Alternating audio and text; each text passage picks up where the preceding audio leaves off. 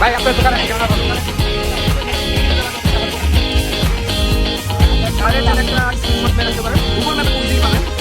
Style বাড়ি, হ্যাঁ আমাদের এখানে খুবই কম প্রাইসে খুবই ভালো প্রোডাক্ট, অরিজিনাল এক্সপোর্টার 100% ভাই খুব ভালো মানুষ, ঠিক আছে ভাই সবসময় কম দাম নেই আমাদের জন্য, আমাদের আন্ডারে যদি আসেন আরো কম পাবেন।